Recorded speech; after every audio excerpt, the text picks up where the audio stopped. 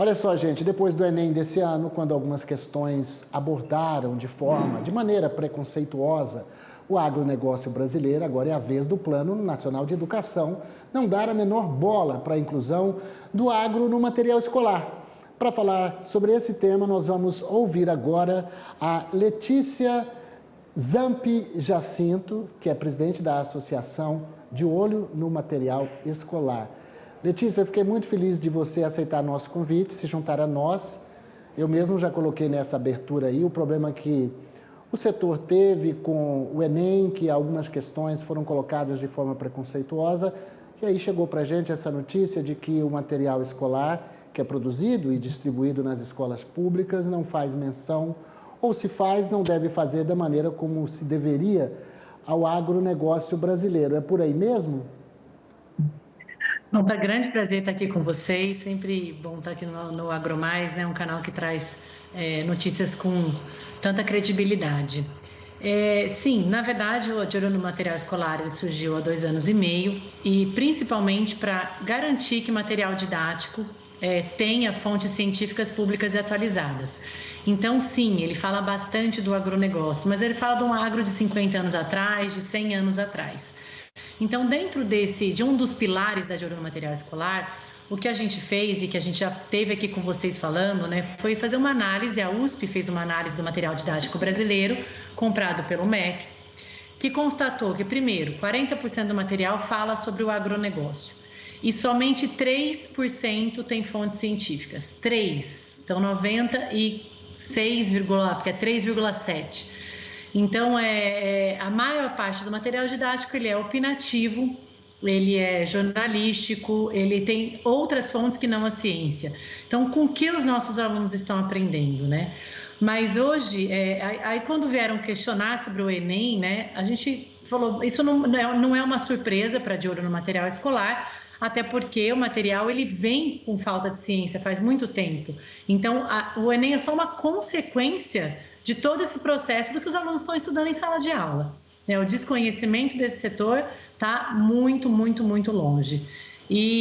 Mas mais do que isso, né? Hoje a gente veio falar sobre o CONAI, que é o Conselho Nacional de Educação, do qual está sendo discutido um documento, né, cujo objetivo maior é subsidiar o projeto de lei do novo Plano Nacional de Educação. É um plano que dura por 10 anos. Ele dá um norte para onde vai a educação brasileira. E ele é muito maior do que o agro, ele é muito maior do que os setores produtivos. Eles são 10 anos de metas, submetas, objetivos e estratégias da nossa educação brasileira. E isso é que tem tirado o sono aqui da De Olho no Material Escolar no momento. Agora, deixa eu te perguntar uma coisa. O que está faltando para que isso não aconteça? Eu digo, não haveria necessidade dos técnicos do Ministério da Educação ter uma interlocução maior com a parte científica do agro que a gente fala, Embrapa, institutos de pesquisa, o próprio Ministério da Agricultura? Isso não é uma necessidade de interlocução constante para saber de avanços, para a gente levar o conhecimento à sala de aula de um setor da economia que é importante não só no Brasil, mas no mundo inteiro? Sim, com certeza. Na verdade, esse setor, muito mais do que isso, ele traz oportunidades profissionais, né? Ele traz grandes profissionais com salários altos, com muita tecnologia, um agro que se transformou nas últimas 5 décadas, um agro social, tecnológico e que movimenta toda a economia do país. Então, tirar essa oportunidade da criança é tirar dela um direito de conhecer algo que evoluiu tanto no Brasil, que o Brasil faz de maneira muito capaz, né? Um dos maiores exportadores em diversos produtos. Então, o que a gente traz é essa aproximação. A Embrapa é grande parceira nossa, o Instituto de Zootecnia, e os diversos institutos do Brasil e também toda a academia, né? A gente tem GV, Insperagro, a própria Exal, que é a nossa curadora. Quem fez essa análise do material foi a FIA, que é ligada à FEA da USP.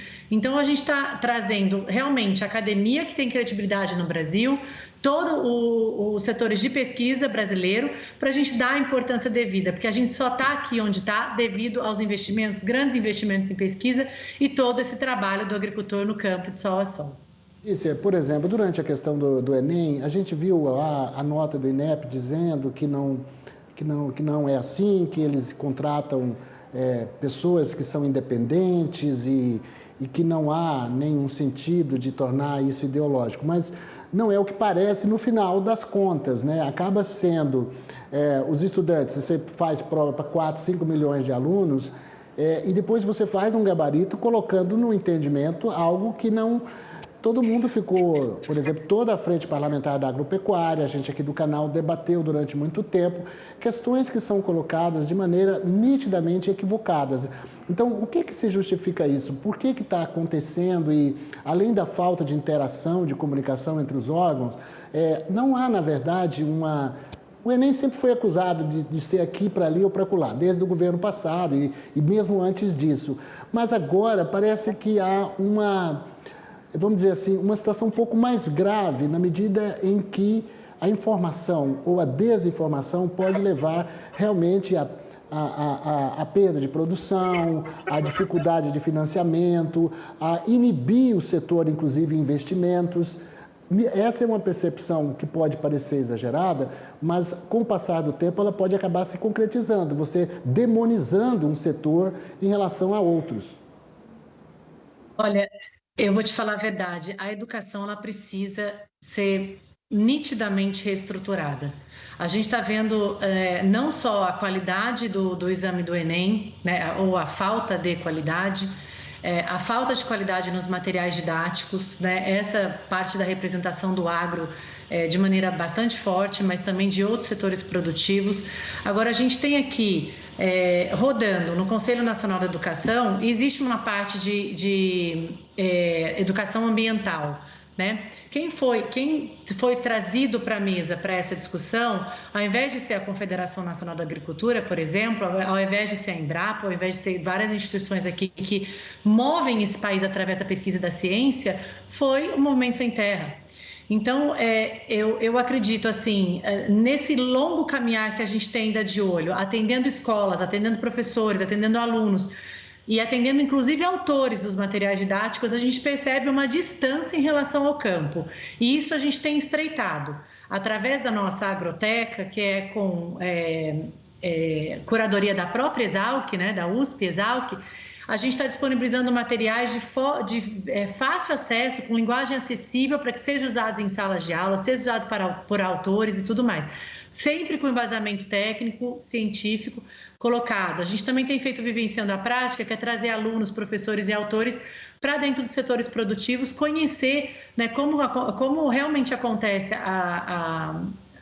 o dia a dia do agronegócio, deixando eles conversar com as pessoas que trabalham na fazenda e eles entendendo um pouquinho o que são as áreas de preservação, né, as nossas APPs. E isso traz uma aproximação e encanta quem está ali. A gente percebe que é uma falta de conhecimento. Mas na hora que a gente pega uma estrutura da educação sendo construída para os próximos 10 anos, primeiro, com uma falta de rigor técnico absurdo. No documento não é contemplado português e matemática de forma simples. Até que idade a criança tem que saber ler, escrever, interpretar um texto? Até que idade a criança tem que saber fazer as 4 operações matemáticas? Né? São contemplados assuntos extremamente secundários para a educação, porque se a criança não tiver um bom letramento, não souber realmente português, não souber fazer conta, ela não consegue nem entender outros tipos de matéria. Né? Para ela entender, ela tem que começar por aí, na alfabetização. E a gente vê um documento com uma falta de rigor técnico absurdo, com propostas que não estão claras, não contempla a resolução desses problemas. A gente tem visto notas horrorosas em relação à educação brasileira frente aos outros países, né? Acabou de sair o PIRLS há 2 semanas, isso foi pauta de jornais em tudo quanto é lugar do Brasil, e a gente está atrás de países como o Cazaquistão, 1% da população sabe fazer operações matemáticas.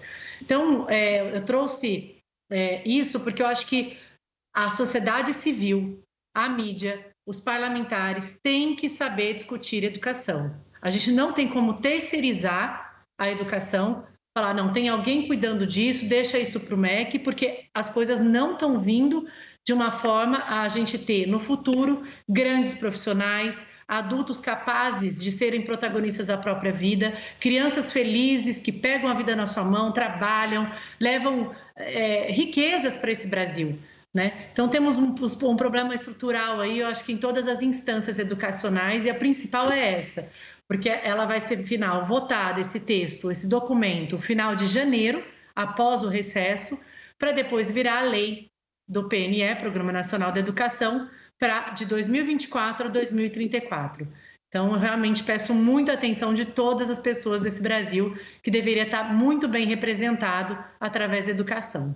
Muito legal esse seu alerta, a gente vai ficar de olho aqui, principalmente porque esse é um ano, Letícia, e que incrível, porque a Embrapa está fazendo 50 anos, morreu esse ano o professor Alisson Paulinelli, que durante a gestão dele mandou 1.500 pesquisadores para fora do Brasil para estudar agronomia, estudar veterinária, voltou, o Brasil tem dezenas de Embrapas e é uma revolução tecnológica, tropical, sustentável do mundo, o exemplo que o Brasil deu para o mundo. E isso não está nos livros, precisa ser melhor contado. Há uma outra preocupação que eu queria que você comentasse, não sei se está acompanhando, que é a formação de alguns conselhos. Há muita preocupação do setor, da frente parlamentar também, com o próximo conselho da Embrapa, que me parece que está sendo questionado sobre exatamente se as pessoas que estão lá no Conselho, se elas têm conhecimento, vivência do agronegócio brasileiro para poder nortear a política de investimento em educação e em pesquisa.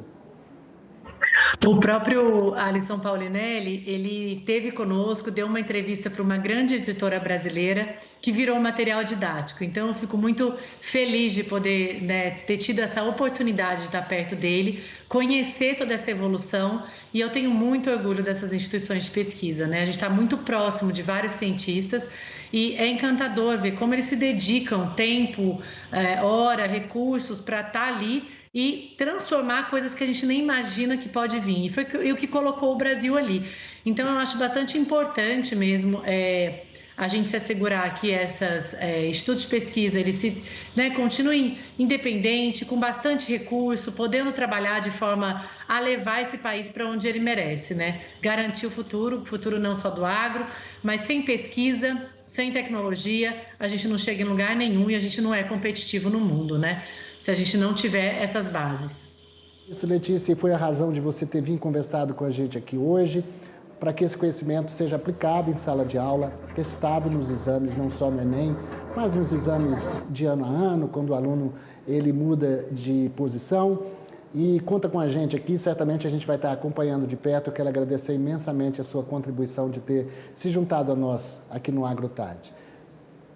Muito, muito obrigada pela oportunidade e realmente a gente espera que a população toda conheça esses documentos da CONAI, se integre um pouco mais na educação, entenda quais são os ritos e para onde a gente está indo, porque só assim a gente vai conseguir uma educação de maior qualidade. Conversei com Letícia Zamp Jacinto, que é presidente da Associação de Olho no Material Escolar. Estaremos de olho também. Um abraço, obrigado.